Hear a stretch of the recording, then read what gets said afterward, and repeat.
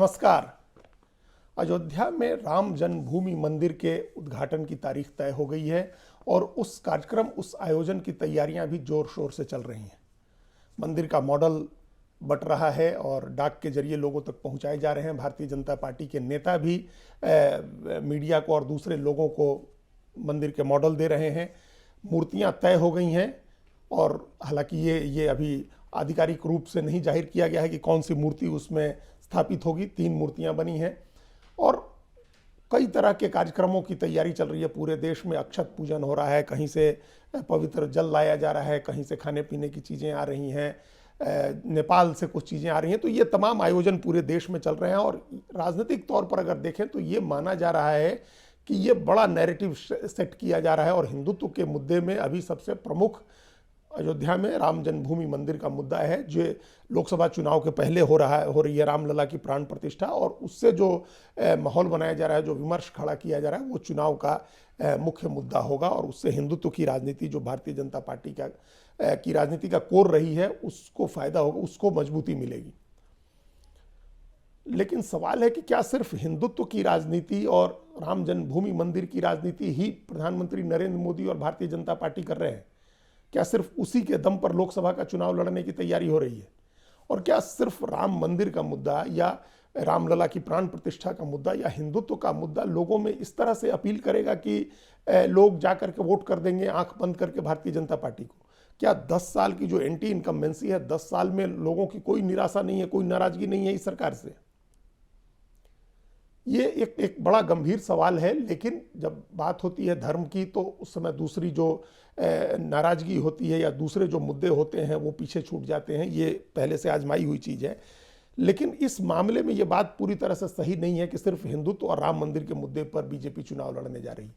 ये हिंदुत्व से आगे का दाव भी मोदी और भारतीय जनता पार्टी ने बना रखा है और उसमें कई ऐसी चीज़ें जुड़ी हुई हैं जिनका धर्म से सीधा प्रत्यक्ष कोई जुड़ाव नहीं है। राजनीतिक उससे एक अलग तरह का राजनीतिक नैरेटिव बन रहा है। इस धर्म की राजनीति के साथ साथ वो समानांतर चल रहा है। हालांकि उसको लेकर के बहुत सारे लोग ऐसे हैं सोशल मीडिया में जो तंज करते हैं, जो ये सवाल उठाते हैं कि फैक्ट्रियां सारी तो गुजरात में लगेंगी और लेकिन हिंदी पट्टी में अयोध्या में मंदिर बनेगा। अभी टेस्ला की फैक्ट्री लगनी है, वो गुजरात में लगेगी।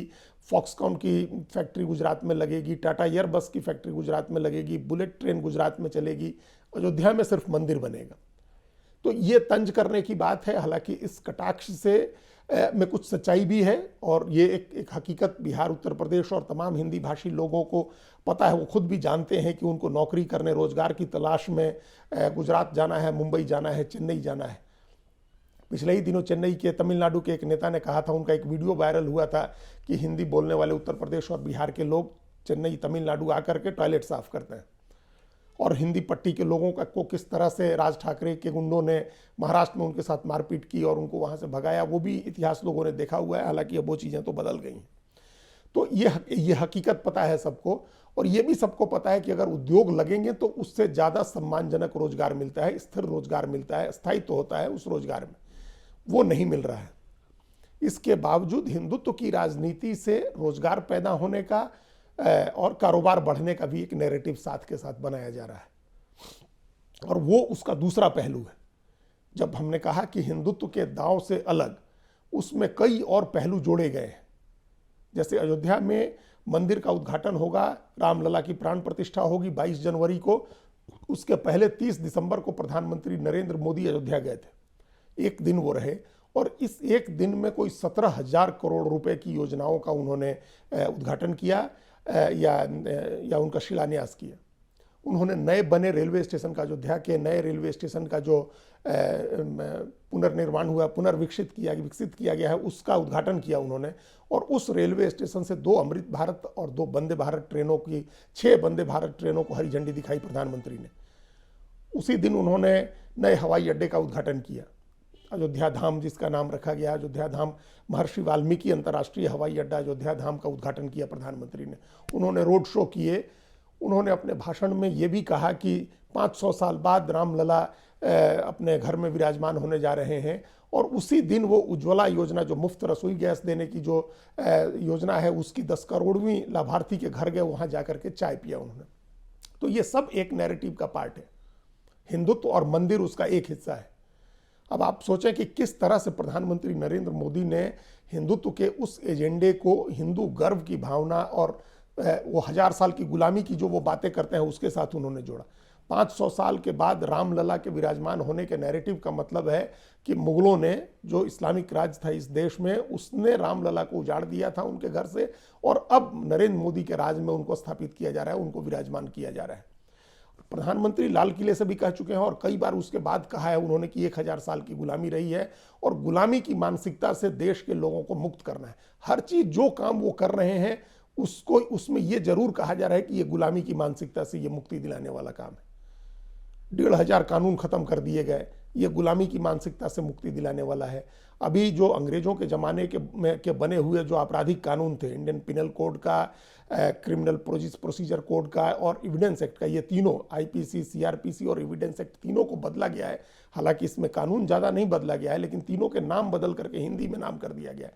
ये भी गुलामी की मानसिकता से मुक्ति का तरीका बताया जा रहा है, एक उसका कदम बताया जा रहा है। तो हर काम में ये चीज़ें प्रधानमंत्री करे, हर भारतीय को गर्व करे, हर भारतीय, हर हिंदू। तो ये 500 साल के बाद रामलला के विराजमान होने का नैरेटिव उसके साथ साथ बनाया जा रहा है। तो एक हिंदुत्व की बात है, मंदिर है और हिंदू गर्व की भावना है, जिसके आधार पर हिंदू पुनर्जागरण की बात हो रही है, पुनरुत्थान की बात हो रही है। एक समय था जब सिर्फ पोलराइजेशन की बात होती थी, कि ये सांप्रदायिक ध्रुवीकरण की बात होती थी, उसको कम्युनल पोलराइजेशन कहा जाता था, रिलीजियस नहीं था वो। लेकिन वो उस सांप्रदायिक ध्रुवीकरण से आगे बढ़ी बात तो उसको कंसोलिडेशन कहा जाने लगा। अब कंसोलिडेशन से आगे बढ़ के रेनासा की बात हो रही है, हिंदू रेनासा की बात हुई है, हिंदू पुनरुत्थान और पुनर्जागरण की बात हो रही है। उसके ये पहलू है और बहुत बारीक बात है, इसको समझने की जरूरत है और इसको गांव-गांव तक लोगों के पास पहुंचाया जा रहा है। अयोध्या में अपने भाषण में प्रधानमंत्री ने एक और बड़ी अहम बात कही। उन्होंने कहा कि सिर्फ रामलला अपने घर में विराजमान नहीं हो रहे हैं, देश के 4 करोड़ और लोगों को अपना आवास मिला है। ये प्रधानमंत्री आवास योजना के तहत जो लोगों को घर दिए जा रहे हैं, उन्होंने उसका जिक्र किया। तो ये प्रधानमंत्री के राम विराजमान होने के साथ साथ, माफ करिएगा, रामलला के विराजमान होने के साथ साथ प्रधानमंत्री मोदी ने 4 करोड़ आवास के लाभार्थियों को भी जोड़ दिया। तो जो लाभार्थी हैं वो भाजपा के और प्रधानमंत्री नरेंद्र मोदी के नैरेटिव का एक बहुत इंपॉर्टेंट पार्ट रहे हैं। पिछले चुनाव में भी लाभार्थियों ने वोट किया था और इस बात की बड़ी चर्चा भी हुई थी। लाभार्थी 22 करोड़ के करीब लाभार्थी उस समय बताए जा रहे थे और उनका अधिकतम वोट ये माना गया कि भारतीय जनता पार्टी के साथ गया है। अब उन लाभार्थियों की संख्या बहुत बड़ी हो गई है। 2019 के चुनाव के बाद कोरोना की जब महामारी आई 2020 में, तो 5 किलो मुफ्त अनाज देने की योजना शुरू हुई थी, जिसे प्रधानमंत्री ने अगले 5 साल के लिए बढ़ा दिया है। तो इसमें 80 करोड़ लाभार्थी हैं। तो अब लाभार्थियों की संख्या अपने आप बहुत बड़ी हो गई। चुनाव के पिछला लोकसभा चुनाव था, उसके ठीक पहले किसान सम्मान निधि की घोषणा हुई थी, जो आज चल रही है 5 साल के बाद तक। उससे भी 10 करोड़ के करीब किसान जुड़े हुए हैं। 4 करोड़ आवास 4 करोड़ लोगों को मिला। सबने देखा कि प्रधानमंत्री किस तरह से उज्ज्वला योजना, जो मुफ्त रसोई गैस और सिलेंडर देने की योजना है, उसके 10 करोड़वीं लाभार्थी के घर पहुंच गए। तो उज्ज्वला योजना के 10 करोड़ लाभार्थी, आवास योजना के 4 करोड़ लाभार्थी, किसान सम्मान निधि के 10 करोड़ लाभार्थी, 5 किलो अनाज के 80 करोड़ लाभार्थी, इसमें काफ़ी कॉमन होंगे। लेकिन कोई बहुत ज़्यादा वोट की जरूरत तो होती नहीं है भारत में first past the post system के तहत चुनाव जीतने के लिए। 2014 में जब नरेंद्र मोदी पहली बार जीते थे तो उनको 17 करोड़ वोट मिले थे उस समय भारतीय जनता पार्टी को। 2019 में 22 करोड़ वोट मिल गए। अगले साल इससे 3-4 करोड़ और ज़्यादा मिल जाएंगे तो वो फिर पूर्ण बहुमत से सरकार बना लेंगे। तो एक जो लाभार्थी का समूह खड़ा करना है, लाभार्थी जो वोटर है, वो एक इंपॉर्टेंट फैक्टर है बीजेपी के समूचे चुनावी नैरेटिव का।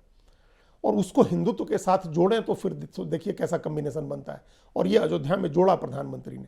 उन्होंने 4 करोड़ लाभार्थी बताए आवास योजना के और 10 करोड़ लाभार्थी उज्ज्वला योजना के। 10 करोड़वीं लाभार्थी के तो घर गए, उसके टूटे फूटे घर में बैठ करके प्रधानमंत्री ने चाय पी, उनके पूरे परिवार से बात की। तो ये एक लाभार्थी का नैरेटिव सेट हुआ है। हिंदुत्व और राम जन्मभूमि मंदिर के आगे बढ़ करके इसको देखने की जरूरत है, जिसको ज़्यादा मजबूती से इस्टेब्लिश किया जा रहा है। और इसी के साथ एक और चीज़ जुड़ी हुई है और वो है इंफ्रास्ट्रक्चर के डेवलपमेंट का। ये माना जा रहा है कि धर्म का इस्तेमाल बुनियादी ढांचे और दूसरी चीज़ों से भटकाने के लिए उसका इस्तेमाल हो रहा है, लेकिन इसमें इंफ्रास्ट्रक्चर का भी मामला जुड़ा हुआ है। अयोध्या में नया एयरपोर्ट बन के तैयार हो गया, जिसका उद्घाटन किया प्रधानमंत्री ने, इंटरनेशनल एयरपोर्ट। और पूरे अयोध्या में विकास के अनेक प्रोजेक्ट चल रहे हैं, नए होटल्स बन रहे हैं, रिक्रिएशन सेंटर्स बन रहे हैं, और सरयू के किनारे तमाम आयोजन तमाम तरह के हो रहे हैं। उसके पहले गोरखपुर में और ऐसे कुशीनगर में नया एयरपोर्ट बना, जिसका उद्घाटन हुआ। तो ये अभी जेवर में नया एयरपोर्ट उत्तर प्रदेश में ही बन रहा है। तो ये जो इंफ्रास्ट्रक्चर के विकास का भी एक नैरेटिव उसके साथ साथ सेट हो रहा है। काशी में जो कॉरिडोर बना और उसके बाद वहाँ जिस अंदाज में तीर्थाटन बढ़ा है वो अभूतपूर्व है। उसी तरह से भक्तों और श्रद्धालुओं की संख्या अयोध्या में भी बढ़ने की संभावना है। तो उसके लिए बुनियादी ढांचा, धार्मिक बुनियादी ढांचा ही विकसित किया जा रहा है, लेकिन उससे अपने आप एक तरह का विकास हो रहा है और रोजगार पैदा हो रहा है, व्यापार की संभावनाएं बढ़ रही हैं।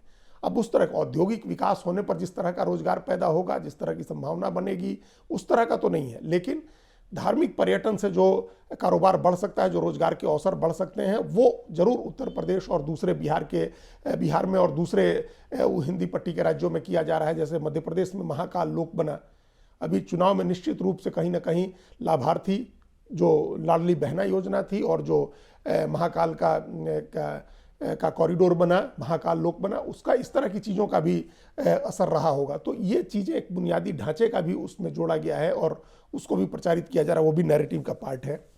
चौथी और अहम चीज़ है जातीय संतुलन बनाने की। वो काम भी भारतीय जनता पार्टी इसके साथ साथ कर रही है। ऐसा नहीं है कि व्यापक हिंदुत्व की राजनीति के पीछे उसने जाति का मामला छोड़ दिया है ताकि उस पर मंडल की जात की पार्टियां और कांग्रेस पार्टी राजनीति करे। वो राजनीति भी भारतीय जनता पार्टी कर रही है। 3 राज्यों में जो मुख्यमंत्री और उप मुख्यमंत्री नियुक्त किए गए, उसमें इसका एक स्पष्ट संतुलन दिखाई देता है। और इस पर लोगों ने कम ध्यान दिया कि किस योजना के तहत महर्षि वाल्मीकि नाम रखा गया, अयोध्या धाम रखा गया। एक तो अयोध्या धाम कहा जा रहा है उसको, हालांकि इस पर भी कुछ लोग सवाल उठा रहे हैं कि हिंदू धर्म में तो 4 ही धाम होते हैं, ये 5वां धाम बीजेपी बना रही है। लेकिन खैर वो तकनीकी मामला है, उस पर ज़्यादा इशू नहीं बना वो। लेकिन महर्षि वाल्मीकि के नाम पर अंतर्राष्ट्रीय हवाई अड्डे का नाम किया। तो महर्षि वाल्मीकि का हिंदू मानस में एक बड़ा महत्व है। वो आदि कवि थे, पहले रचयिता थे जिन्होंने पहला छंद रचा, और देश का एक बड़ा दलित समुदाय उनको अपने को उनका वंशज मानता है, उनकी पूजा करता है, उनको मानता है। तो महर्षि वाल्मीकि के नाम से जुड़े हुए जो समुदाय हैं, उन समुदायों को भी एक बड़ा मैसेज इसके तहत दिया गया है। ये बताया गया है, बहुत बारीक मैसेज है और इसको समझने की ज़रूरत है कि जो लोग समाजवादी पार्टी और राष्ट्रीय जनता दल के जो नेता रामचरित मानस की एक एक चौपाई पढ़ के उसमें खोट निकालते थे, कहते थे कि वहाँ दलित, शूद्र और पिछड़ों को वहाँ ताड़ना का अधिकारी बताया गया है या उनको 2म दर्जे का नागरिक माना गया है, उनको एक बड़ा मैसेज है इस बात का कि जहाँ रामलला विराजमान होने जा रहे हैं, उनकी प्राण प्रतिष्ठा होने जा रही है, वहीं उस हवाई अड्डे का नाम महर्षि वाल्मीकि के नाम पर रखा जा रहा है। तो राम और वाल्मीकि अलग नहीं है। और जो ये बात कही जाती है कि हिंदू का सवर्ण और दलित, उसमें भी एक तरह की एकता एकजुटता बनाने का एक मैसेज इससे बनता है। तो जाति का संतुलन साधने की कोशिश हुई है। सबसे ऊपर हिंदुत्व का मामला है, राम जन्मभूमि का मामला है, उसके बाद लाभार्थी का मामला है, फिर उसी के साथ जुड़ा हुआ बुनियादी ढांचे के विकास का मामला है, और फिर जातीय संतुलन का मामला है। ये ओवरऑल एक नैरेटिव इससे बनता है। ये तमाम लोकसभा चुनाव के प्रधानमंत्री नरेंद्र मोदी के जो दाव हैं, ये चारों एक दूसरे से आपस में गुथे हुए हैं, बंधे हुए हैं, और इस नैरेटिव के आधार पर पार्टी चुनाव लड़ने जाएगी। सिर्फ हिंदुत्व की बात नहीं होगी, न सिर्फ राम मंदिर की बात होगी। करोड़ों लोगों के अयोध्या पहुंचने से जो रोजगार पैदा होगा, जो कारोबार बढ़ेगा, उसकी भी बात होगी। वो भी उस नैरेटिव का पार्ट है। और उसके लिए जो बुनियादी ढांचे का विकास होगा, वो भी नैरेटिव का पार्ट है। महर्षि वाल्मीकि भी नैरेटिव का पार्ट है। अगर राम है तो महर्षि वाल्मीकि भी है। और साथ के साथ बिहार में जनकपुरी में सीता के जो पुनौरा धाम है, वहाँ सीता का मंदिर विकसित करने और उसका एक कॉरिडोर बनाने, वहाँ की उसकी भी योजनाएं चल रही हैं और केंद्र सरकार की तरफ से उस पर भी काम हो रहा है। तो ये तमाम इंफ्रास्ट्रक्चर की बातें भी उसका पार्ट है, लाभार्थी भी उसका पार्ट है।